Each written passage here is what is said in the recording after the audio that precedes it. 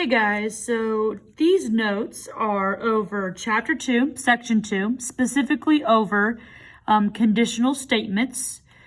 You'll see that a lot of Chapter 2 has a lot to do with logic, and there's a lot more writing than what you're used to with geometry. So today in these notes, we're going to specifically talk about conditional statements. So conditional statements are going to be statements that are written in if, then format, okay? So basically it might be something like, if you are outside, then you are hot, so like some kind of an if-then statement.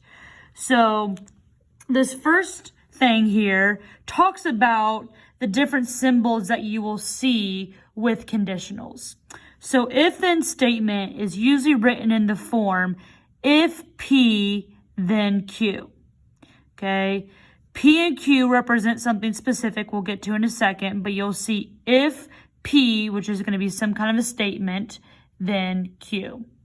Or P implies Q. Or you might see just straight up symbols where you have P, a little arrow, then Q. Okay? So the phrase that immediately follows the word if is what we call the hypothesis. And the hypothesis is your P. So P represents hypothesis, okay? And then the phrase that immediately follows the word then is your conclusion. So your conclusion is the Q. So P goes with hypothesis, Q goes with conclusion. All right, so your hypothesis will always follow the word if, your conclusion will always follow the word then. Now, sometimes it might not always have both words. Your key word to usually look for is if, okay? If will usually be in your conditional statement. And you always want to find what comes after that if, because that's your hypothesis. So kind of to see a first example, it says, if you buy a car, then you get $1,500 cash back. So if you buy a car, that part's your hypothesis, then you get the $1,500 cash back would be your conclusion. So this is your hypothesis. And really, you just focus on the you buy a car if leads to your hypothesis. And again, that's like the P. You get $1,500 cash back then would be your conclusion. And that's like your Q. Okay? So again, conditional statements are going to be in if-then format. The next thing to talk about is conditional statements have a truth value. Okay? And your truth value of a conditional is either going to be true or false. Pretty straightforward. So you can have a conditional that is true or a conditional that is false. So basically, to show that a conditional is true, you need to show that every time the hypothesis is true, the conclusion also has to be true. Okay? If you want to show your conditional is false, you need to find one counterexample in which your hypothesis is true, but the conclusion is false, okay? And I'll kind of talk about more examples with that here in a second. But basically, if something is true, it's got to always be true. And to be false, you just have to come up with one counterexample, okay? The next thing we're going to talk about is negation. You can negate a specific statement, and when you do that, you take the opposite meaning. Okay, so when you negate something, it has the opposite meaning, and it's also going to have the opposite symbol, which looks like this. It's a little tilde squiggly thing. Okay? So just kind of see an example of what I mean. If you have the statement, the sky is blue, and you want to negate it, you would just say, all right, the sky is not blue. Not being your keyword there. So by saying the sky is not blue, that's like the opposite, you just negated that statement. Okay, so that's what we mean when we say that. So something to make note of, if a statement is represented by P, so if that's like your hypothesis, then not P is going to be this little squiggly tilde P. So that's like taking the opposite. That's the negation of the statement. So when you see that, you want to do the opposite. You want to say not. Okay? So with conditionals, there's actually 4 main types of conditional. There's your normal conditional where you're given the hypothesis and the conclusion. You also have something called a converse where you switch the hypothesis and the conclusion. You have an inverse which negates the hypothesis and conclusion. And then the contrapositive which switch and negates the hypothesis and the conclusion. I know that seems like a lot, so let me kind of break it down for you and you'll see exactly what I mean. So we're going to go through an example and the symbols and truth value of each of these. So looking at just the conditional, you're given a hypothesis and a conclusion. This is always going to be your first statement. This is when P implies Q.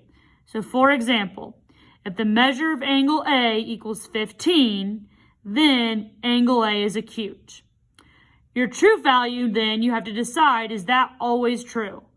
Well, yes. If A is 15, then the angle is going to be acute no matter what, because 15 is always going to be less than 90. So that is true. Okay? And then the converse now is when you switch the hypothesis and the conclusion. So now Q is going to imply P. So basically you flip the two. So now you say if angle A is acute, then the measure of angle A is 15. Right? So we literally just flopped the hypothesis and the conclusion. Now we need to decide if that's always true or not. If angle A is acute, then the measure of angle A is 15. Well, yes, that's technically true, but it doesn't always have to be 15. The measure of angle A could be 20.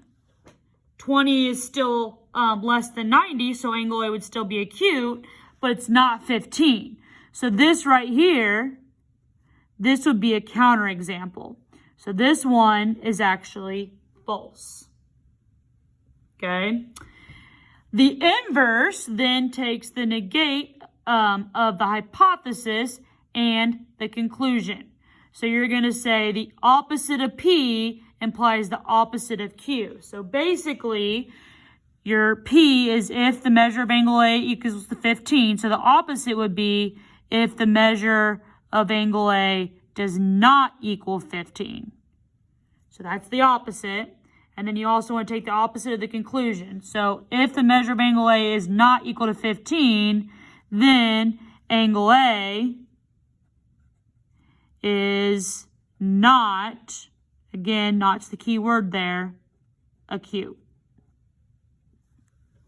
So now again, we want to see if we can come up with some kind of a counterexample. If the measure of angle A is not 15, then angle A is not acute. Well, that's not necessarily always true, because the measure of angle A could be 20, like just above. 20 is not 15, but then it's still acute because 20 is still less than 90. So this would be false as well for the exact same reason above. This reason would work for both. The measure of angle A could be 20. And then last but not least, the contrapositive is going to flip. So just like the converse, you're going to flip your hypothesis and conclusion, but you're also going to negate it. So you're going to have the opposite of Q implies the opposite of P. So you want to look at this statement and you want to say the opposite of it. So if angle A is not acute, then the measure of angle A is not 15. So again, if you look at this problem, if angle A, or this statement, if angle A is not acute, then the measure is not 15. There's no counterexample to this. If your measure is not 15, then it's definitely not, if If your angle is not acute, then the measure can definitely not be 15. So if you know for a fact that you don't have an acute angle, then it can't be a measure of 15, because if it was 15, it had to be acute. So this one is true. Okay. So then the last thing I want to talk about is there's actually a pattern that happens with your true statement here. The conditional and the contrapositive, so these two right here, they always have the same truth value. So if you notice, they're both true. These two will always be the same. They always go together. Same with the converse and the inverse. The converse and the inverse also always have the same truth value.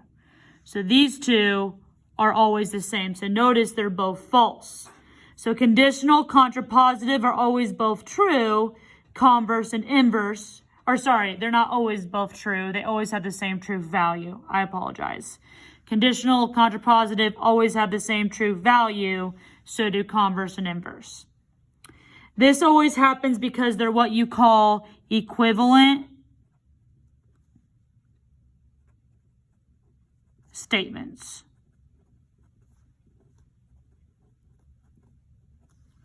All right, so that's all for 2-2 notes. Okay, you will see you do not need to copy these down because I had them attached. My answer key is attached on Canvas, so you can just print out my answer key or take pictures of it or whatever you want, so you don't have to copy all this down because this table's kind of a lot. But if you want to, go for it. You just don't have to. All right, make sure you fill out your attendance for today, guys. Have a great weekend, and I'll see you soon. Bye.